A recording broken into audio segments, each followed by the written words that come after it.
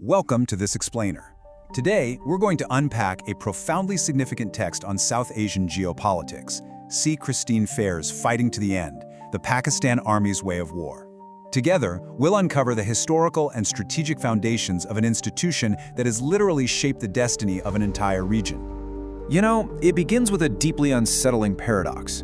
What kind of army keeps fighting, even when it simply cannot win conventionally, when it cannot win politically, and when it's steadily damaging the very state it claims to protect? What kind of strategic mindset takes a defeat and somehow turns it into resistance, making perpetual hostility a national doctrine?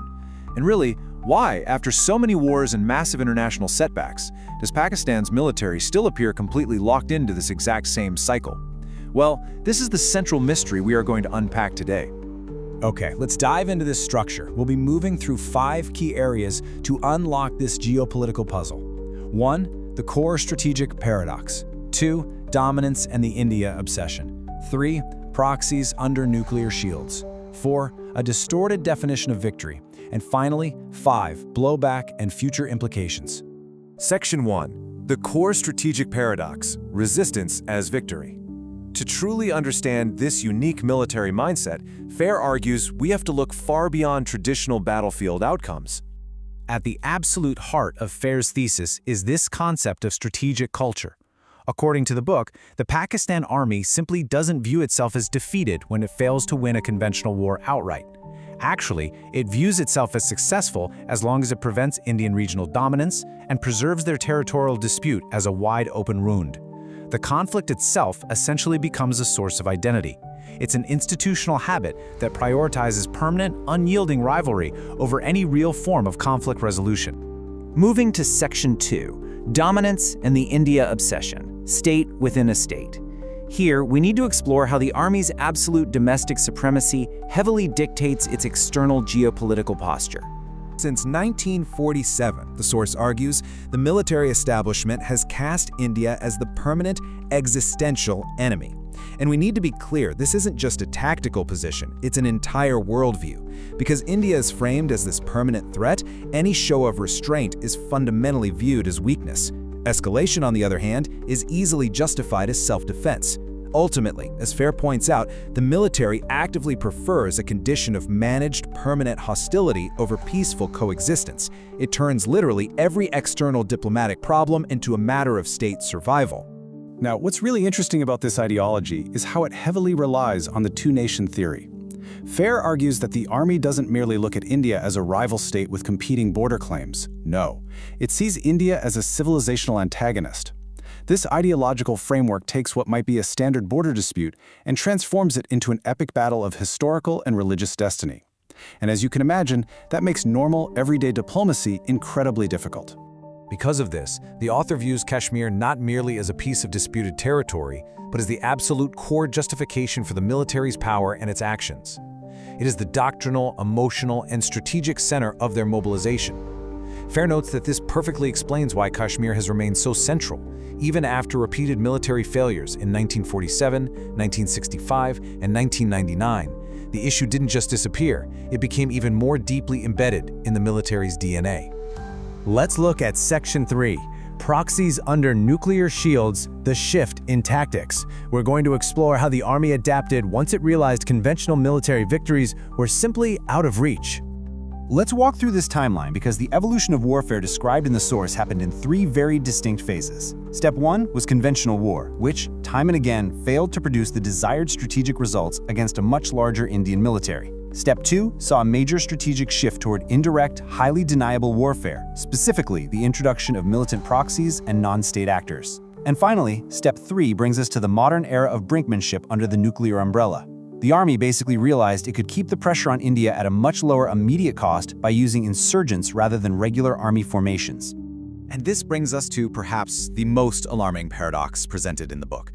Typically, we understand nuclear weapons as the ultimate deterrence, right? They're meant to guarantee peace and national survival. However, Fair argues that in this specific strategic culture, the nuclear deterrent actually serves as a shield that enables reckless proxy warfare. Military planners operate under the firm assumption that India will be constrained by the absolute terror of nuclear escalation. This grants Pakistan's military a perceived impunity to support proxies without facing full-scale retaliation. Which takes us to Section 4, a distorted definition of victory, redefining success. We now shift our focus to how these military planners actually interpret their own setbacks. Think about traditional military logic for a second. It judges a campaign by whether it achieved a decisive battlefield win or at least some practical strategic gains. The Pakistan Army logic, however, according to the author, is just entirely different. It judges success by whether it simply continued the resistance, whether it denied India total dominance, and whether it preserved the conflict itself as a live, burning issue. This quote encapsulates a deeply sobering reality. The conflict does not have to be won absolutely. It only has to remain unresolved. If the army can claim that it frustrated its rival and protected its ideological frontiers, it interprets that outcome as a strategic success. This incredibly specific interpretation is exactly why massive conventional battlefield losses do not lead to any sort of policy correction. Finally, Section 5, blowback and future implications, the cost of resistance.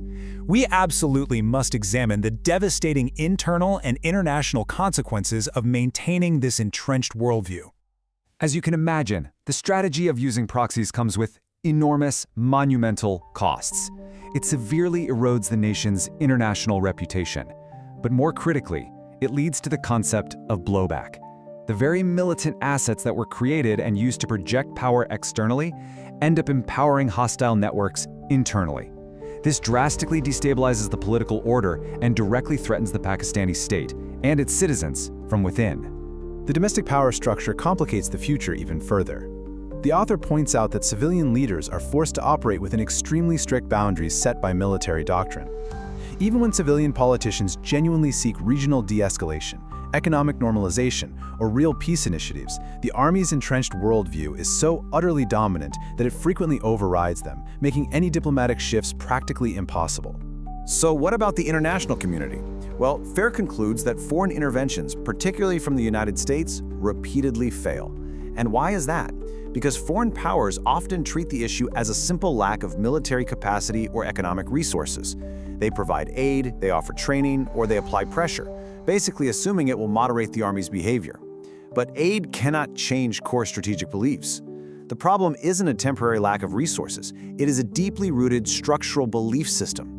So the crucial point is this tragic irony at the heart of FAIR's analysis. A military strategy designed to weaken rivals and protect the state can end up weakening the state from within. The proxy model multiplies long-term risk, slowly corroding state capacity over time in a blind, relentless pursuit of ideological resistance. We end on this lingering, provocative thought. If this military culture and its defining strategic logic are not just temporary tactical choices, but permanent structural conditions built right into the very fabric of the institution, what does this mean for the future of South Asia?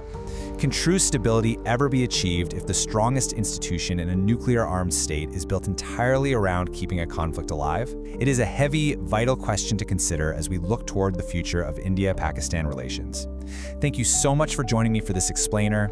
Keep questioning the narratives and keep learning.